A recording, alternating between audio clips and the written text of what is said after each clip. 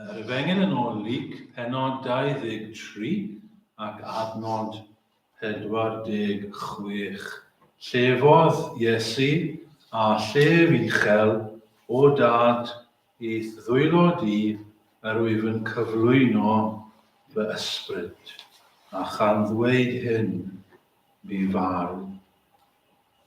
O dad i'th ddwylo di yr wyf yn cyflwyno fy ysbryd.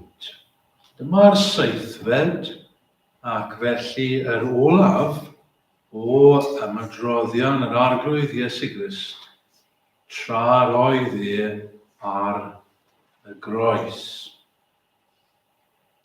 Felly dyma eiriau olaf yr arglwydd Iesu Grist cyn iddo fe farw.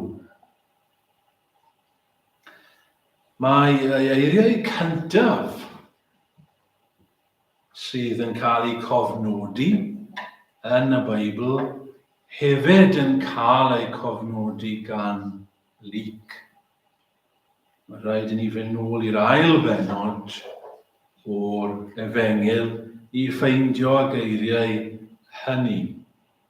Luc pennod 2 ac adnod 49, chi'n cofio'r hanes, ei bod nhw yn y deml.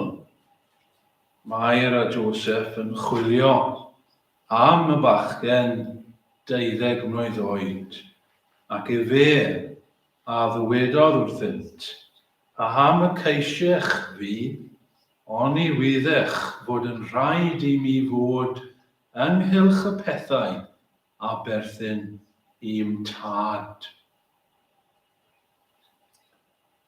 Roedd rheini hefyd am ei dad. Ac y mae'r geiriau olaf hyn, yw dad. Luc yw'r efengylydd sydd yn nodi y cyntaf a'r ail a'r seithfed o'r 7 gair. Yr ail yw'r gair dyn ni ddim wedi ystyried o gwbl dros yr wythnos ddiwethaf, sef y gair yna i'r lleidyr ar y groes. Heddiw y byddi gyda mi ymharadwys. Does neb arall o'r efengylwyr yn cyfeirio at yr hanesyn hynny. Dim ond Luc. A mae hynny'n arwyddocaol. Chi'n gwybod, roedd Duw yn defnyddio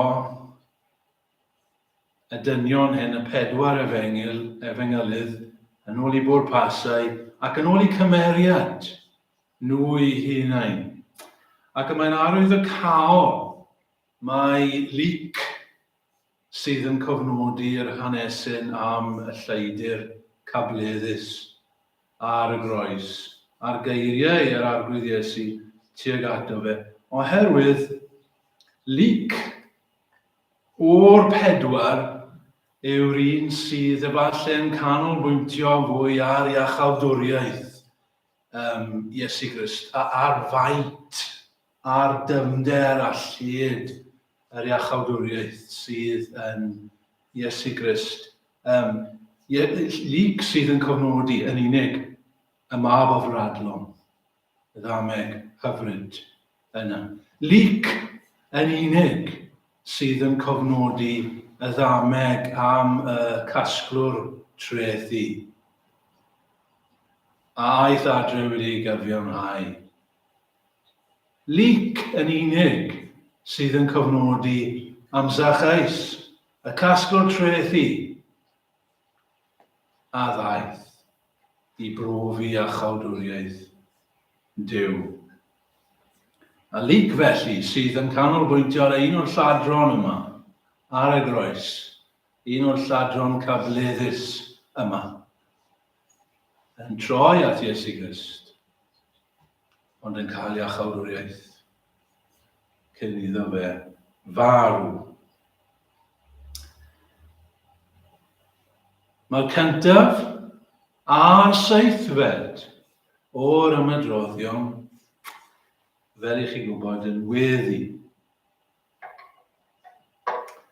O beth allwn ni ddysgu o'r adnod hon? Heno. Wel, unwaith to 3 pheth sydd gen ni heno, 3 ffen, ac fe awn ni at y cyntaf, a dyma'r pen cyntaf sydd wedi dod i fel hyn. Rydyn ni'n gweld yma ymroddiad ac amlyniad yr arglwydd Iesu Grist. Ymroddiad ac ymlyniad yr arglwydd Iesu Grist at ei dad, wrth gwrs. Ymroddiad, devotion, byswn ni'n cyfieithu hwnna, devotion. Mae ni'n dweud yn dyn ni mae gŵr wedi ymroi i'w wraig. Neu mae gwraig wedi ymroi i'w gŵr. Maen nhw'n devoted i'w gilydd. Maen nhw'n caru gilydd yn llwyr. Hi yw unig wrthrych i gariad a'i sylw Ymlyniad, attachment, undod, agosatrwydd, intimacy. Chi'n agos at rhywun. O dad, i ni'n cael fan hyn. Gweddi sydd yma. Mae'r arglwydd Iesu Grist, fel ni wedi gweld bore yma, wedi dweud y gair gorffennwyd. Mae wedi cyflawni'r gwaith a roddwyd iddo fe i'w wneud. Mae wedi yfed y cwpan i'r gwaelod. Mae'r tywyllwch wedi mynd heibio. Mae wedi dod trwy'r storm. Mae wedi dod trwy'r anialwch. Ac mae wedi cael y fuddugoliaeth. Beth mae'n gwneud? Mae'n gweddio. Mae'n galw ar ei dad. Mae ar fin wedi cael ei gamdrin. Am 6 awr, mae berthynas gyda'i dad nefol wedi ei dorri. Dyna oedd y peth mwyaf pwysig iddo fe yn ei fywyd. Cael cymundeb gyda'i dad. Cael cymdeithas gyda'i dad. Cael cwmni i dad. Dyna oedd yn ei yrru ymlaen. Dyna oedd ei fwyd a'i ddiod. Cael perthynas gyda'i dad. Yn ystod ei fywyd. Dyna oedd y peth pwysicaf iddo fe. Dyna oedd ei fyrwch i fywyd. Dyna oedd ei ddileit cael perthynas gyda'i dad nefol. Chi'n cofio fel ni'n darllen bod e'n cilio weithiau i lle tawer.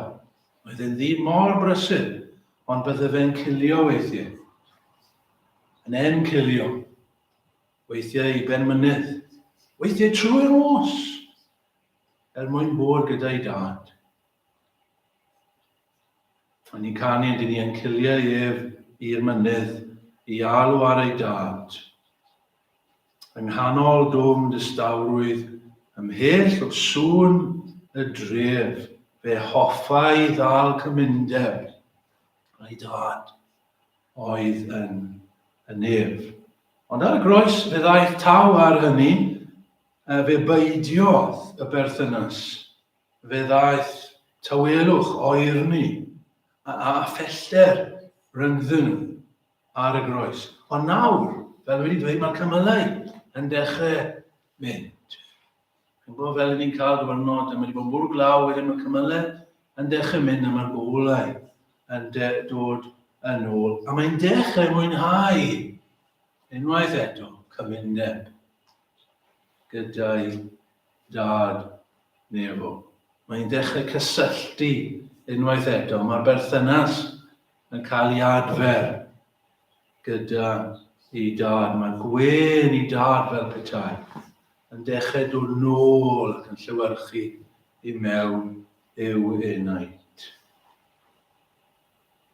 Ac i ni heno, i ni yma, beth i ni'n gwybod am gymundeb gyda Duw? Cymundeb gyda Duw. Mae'n air da yn dweud cymundeb. Mae'n air pwysig iawn. Dyw ddim yn air ni'n clywed digon, wi ddim yn meddwl. Ond mae'n air da a phwysig. Cymundeb. Mae'r gair ar sy'n debyg iddo fe'n bwysig, undeb. Undeb. Undeb gyda Duw, undeb gyda Iesu Grist. Roeddwn ni'n cyffwrdd ar hynny bore yma. Os y'n ni'n Gristnogion, ni wedi uno â Iesu Grist yn ei fywyd a'i farwolaeth Dyna sydd yn gwneud ni'n Gristnogion. Ni wedi ein huno â Iesu Grist. Ond cymundeb, communion. Nawr, ni ddim yn siarad am swper yr arglwydd fan hyn. Ydyn ni, weithiau ni'n galw swper yr arglwydd cymundeb, y cymundeb. Ond dyn ni ddim yn siarad nawr yn unig am y cymundeb gyda fawr os licwch chi. Nid am swper yr arglwydd wy'n siarad. Dwi'n siarad am o ddydd i ddydd, cael cymundeb gyda Duw. Cau y drws, fel mae'r arglwydd Iesu Grist yn dweud. Cau y drws a galw ar ein tad nefo. Cyfeillach gyda ge, cymdeithas gyda ge, oedfa bersonol gyda Duw. Treulio amser gyda Duw.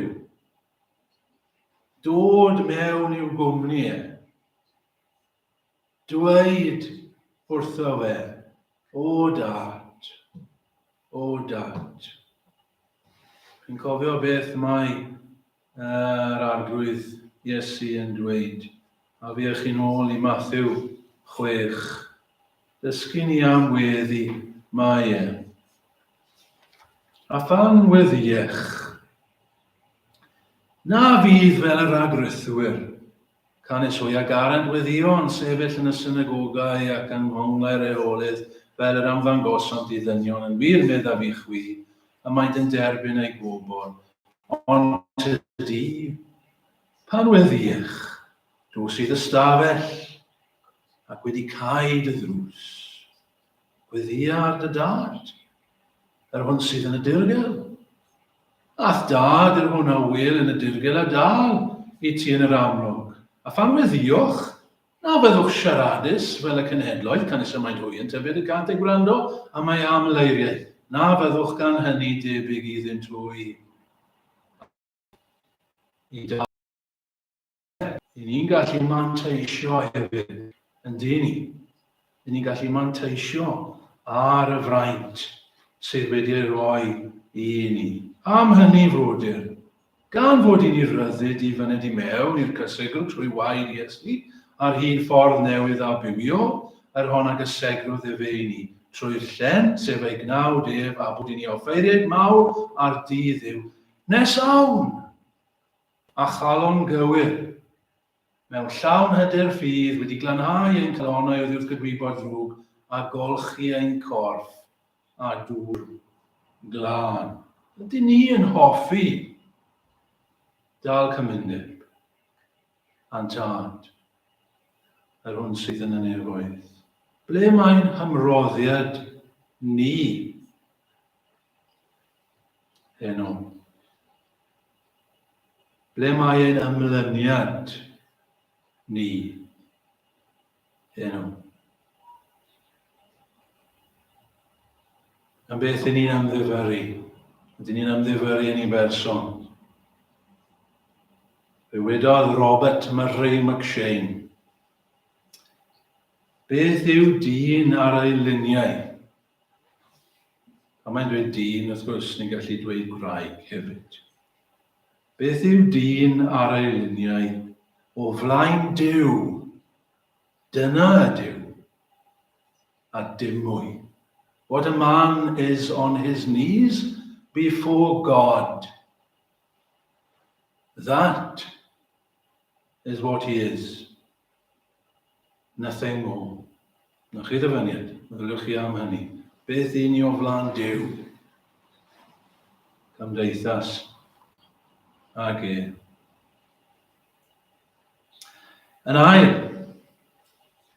i ni gweld fan hyn ymraniad corff ac ysbryd yr arglwydd Iesu Grist.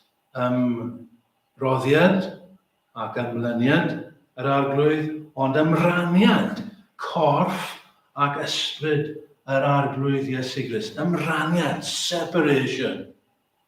Bu Iesu Grist farw. Mae'n bwysig bod ni'n dweud hynna. Chi dweud, mae ni'n gwybod hynna, mae'n amlwg. Mae rai bobl yn gwadu. Mae'r Moslemiaid yn gwadu fod Iesu Grist wedi marw ar y groes. Mae nhw'n dweud bod wedi mynd i ryw coma, a wedyn ar ôl i'r disgyblion cael ei lawr, bod e wedi dod nôl yn fyw. Na, roedd Iesu Grist wedi marw ar y groes. Roedd y milwyr yn gwybod beth oedden nhw'n gwneud.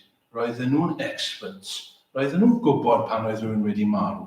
Fe ddeithon nhw, a doedd dim eisiau torri i goesau e, achos roedd e wedi marw yn barod. Ac fe dynwyd i gorff i law. Ar y dydd Sadwrn y Pasg, roedd Iesu Grist yn farw. Roedd ei gorff yn farw yn y bedd. Nid cysgu oedd e, nid mewn coma, roedd e mor farw a meirwon eraill. Ond roedd y ffordd y bu Iesu Grist yn i farw yn wahanol i unrhyw un arall. Y ffordd bu e farw yn unigryw.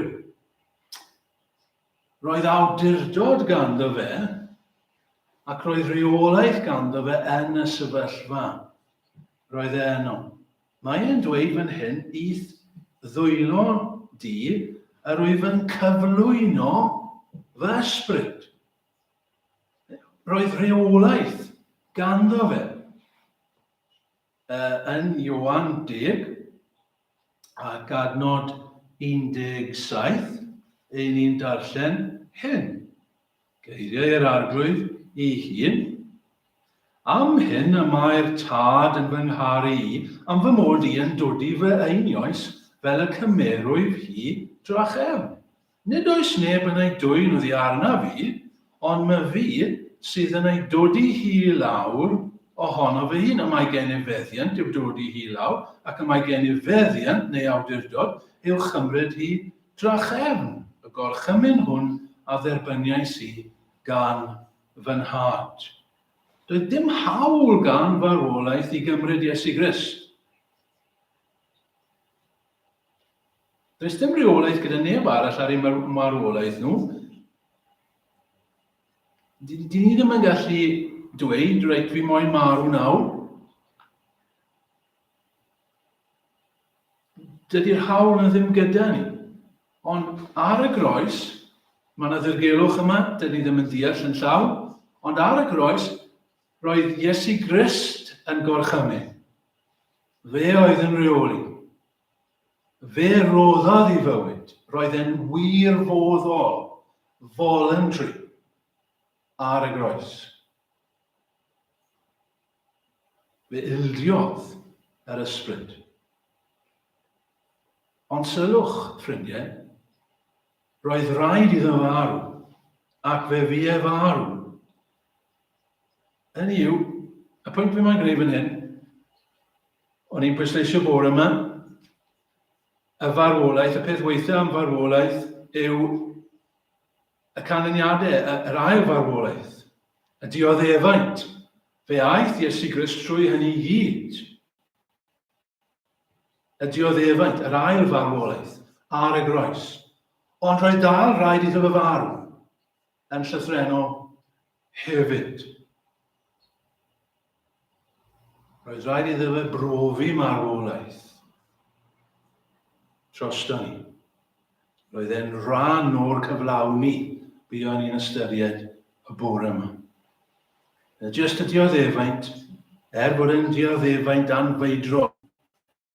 Fe a eisiau barn cyntaf. Ac yna fydd yn marw. Mae'n beth difrifol. Mae'n beth solemn iawn i fod yn ystafell pan mae rhywun yn marw. Beth sydd yn digwydd? Wel, mae'r corff a'r enaid yn gwahanu, yn ymrannu. Rydyn ni'n gorff, ond rydyn ni'n enaid hefyd, neu'n ysbryd.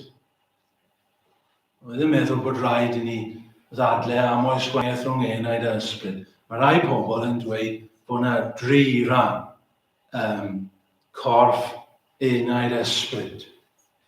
Wedi eddol i gytuno ar rai sydd yn dweud bod corff bod enaid ag ysbryd yr un peth. So fi'n cymryd fel yna. Mae corff yn heneiddio. Pob dydd, mae'n corff ni'n heneiddio. Ni'n gwybod am hynny, yn wedig wrth i ni heneiddio. Ond mae'r enaid sydd yno ni gyd yn dragwyddo. Dydy'n enaid ni ddim yn heneiddio. Mae'n dragwyddo, ac i ni'n gwybod hynny, bod yna rhywbeth yno ni sydd yn dragwyddo. Pan mae rhywun yn marw, mae'r corff yn darfod. Mae'r corff yn troi yn ôl i'r llwch. Ond mae'r enaid yn mynd i'r farn.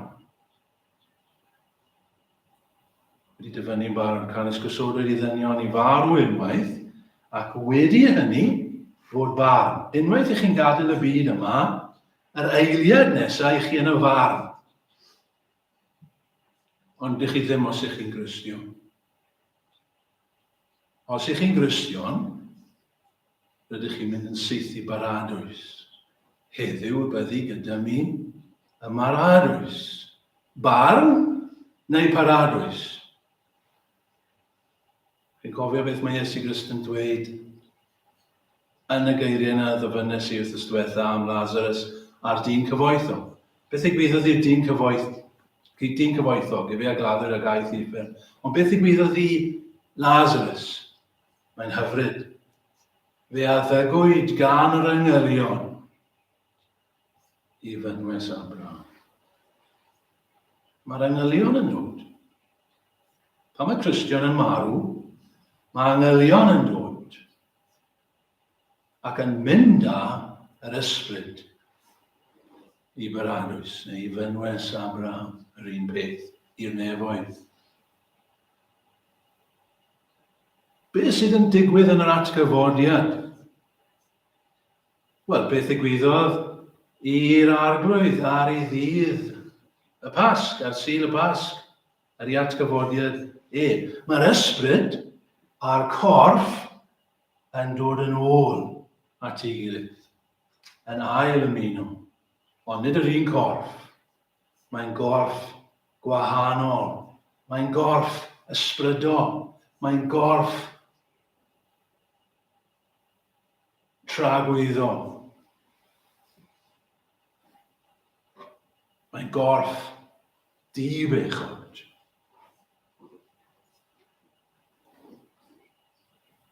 Ac felly, i ni hefyd, os i ni'n Gristnogion, fe ddaw ddydd pan y byddwn yna hefyd yn atgyfodi gyda'r corff a'r ysbryd yn ail ymuno.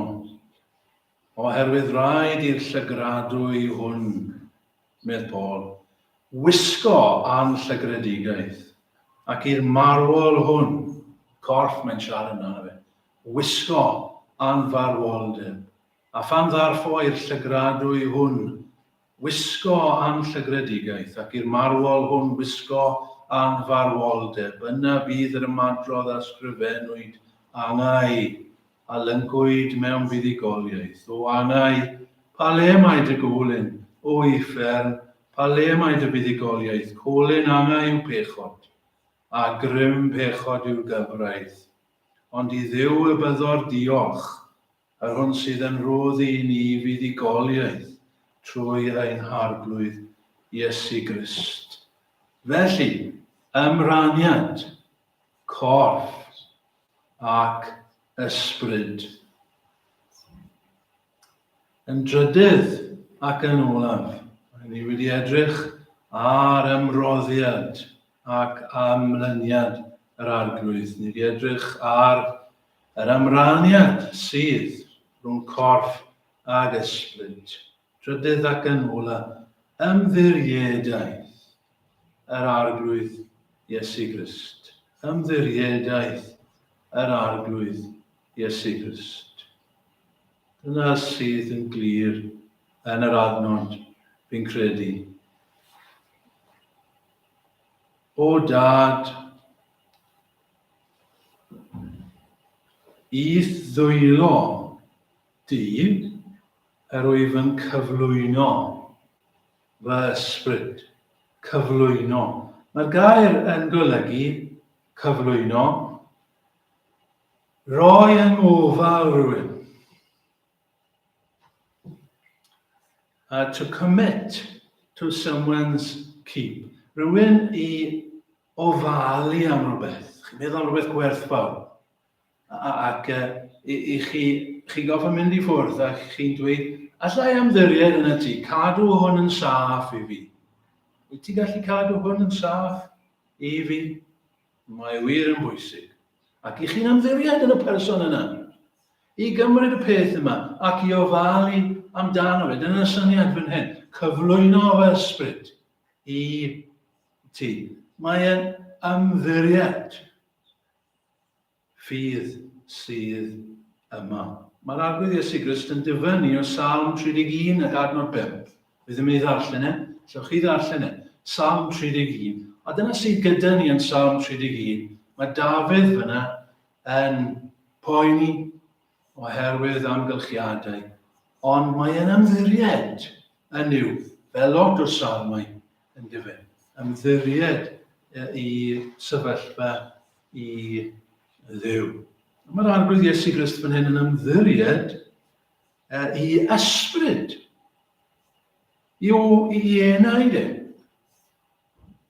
I ofal Duw. Jyst wedi bod yn sôn am beth sy'n digwydd i ni ar ôl marw.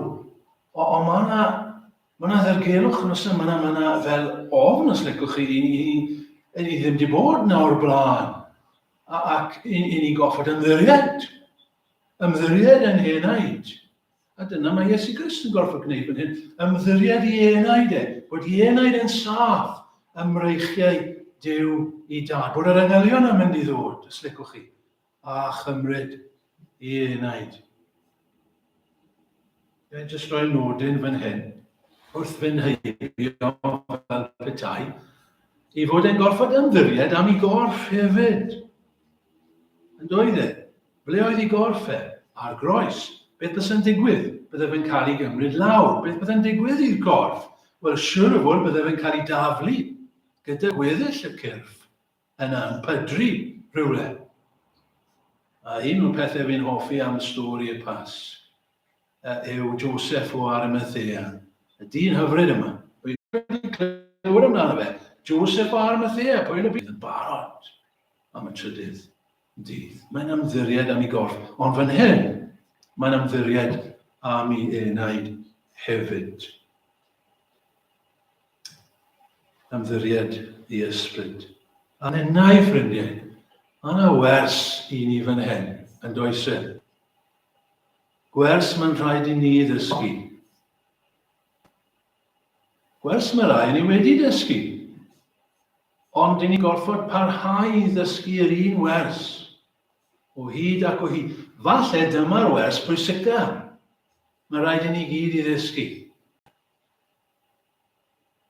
Y wers yma o gyflwyno popeth i Dduw. I ofal Duw. Cyflwyno i freichiau doeth, cariadus, nerthol cryf, Duw. Chi wedi dysgu, chi wedi dechrau'r wers yna. Ni ddim yn gallu bod yn Gristnogion os nag i ni wedi wneud hynny yn y lle cyntaf. Dyna beth yw dod yn Gristion. Gristion yw rhywun sydd yn rhoi ei enaid yn y lle cyntaf i Dduw, yng ngofal Dduw. Sut dyn ni'n cael ein achub, siarad bore yma am achubiaeth, sut dyn ni'n cael ein achub, sut mae'n gweithio'n ymarferol o'n persbectif ni? Wel, yn ni'n ymddiried ein henaid i Dduw. Nid ni yn hunain. Cymer Iesu, fi fel rydwyf, beth ni alla fod yn well. Take my life and let it be consecrated, Lord, to thee. Ydyn ni wedi dod i'r pwynt yna?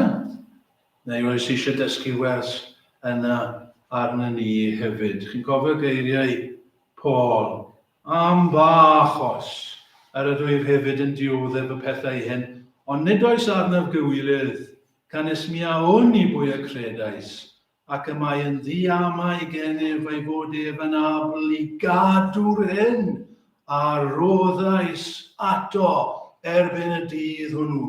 Mae'r dydd yn dod, ond rwy'n hyderus, medd Paul, achos rydw i yn barod wedi cyflwyno rhywbeth iddo fe. Rydw i wedi cyflwyno fe enaid iddo fe. Rydw i wedi cyflwyno fy mywyd iddo fe. Ac rydw i'n hyderus. Byddai ddim yn cael yng nghywilyddio. Mae rhaid i ni wneud hynny. Ond ar ôl hynny, fel Cristnogion, y wers yma, i ni'n gorfod dysgu ac ail-ddysgu a perfeithio, os licwch chi, o gyflwyno popeth iddo fe, i'w ddwylo fe, i'w freichiau ef. Yn gwaith ni, ni'n cyflwyno'n gwaith iddo fe. Ein amser ni'n cyflwyno'n amser ni iddo fe. Ein doniau ni'n cyflwyno'n doniau iddo fe. Ein egni ni'n cyflwyno'n egni iddo fe. Ein gofalon hefyd. Dyna chi wers anodd i ddysgu. Ein gofalon, ein pryderon, pethau yna ni'n poeni amdano fe. Ein ni'n goffa dysgu cyflwyno nhw i'r arglwydd cymer di a arglwydd. Mae dy freichiau di yn gryfach na mreichiau i. Cymer di nhw. Rwch eich pwys ar freichiau Iesu. Pedr y tro yma. Chi'n cofio'r geiriau hyn? Am hynny, y rai hefyd sydd yn dioddef yn ôl ewyllus Duw, gorchmynant eu heneidiau iddo ef. Neu cyflwynwch eich heneidiau, neu cyflwynwch eich beichiau iddo ef. Megis i greawdwr ffyddlon, gan wneithir yn dda. Os eisiau arweiniad arna ni. Chi'n gwybod weithiau ni, ddim yn siŵr beth i wneud yn y sefyllfa hyn. Cyflwyno fe i Dduw. Cyflwyno fe'r arglwydd. Gadael e'n i freichiau ef. Mae e'n gryfach. Mae e'n ddoethach. Cyflwyno iddo fe. Ac yna, pan gyrhaeddwn ni yr oriau ola yna, y munudau a'r eiliadau ola yna yn bywyd ni, a'n bod yna hefyd fel yr arglwydd, yn cael gras i gyflwyno hyd yn oed ein heneidiau cyn marw iddo fe hefyd. Marw fel i ni wedi byw. Dyna'r allwedd yn dyfe. Dyna'r allwedd i farw. Yw bod chi wedi byw mewn ffydd i chi marw mewn ffydd. Dyw ddim yn anodd wedyn achos i chi wedi cyflwyno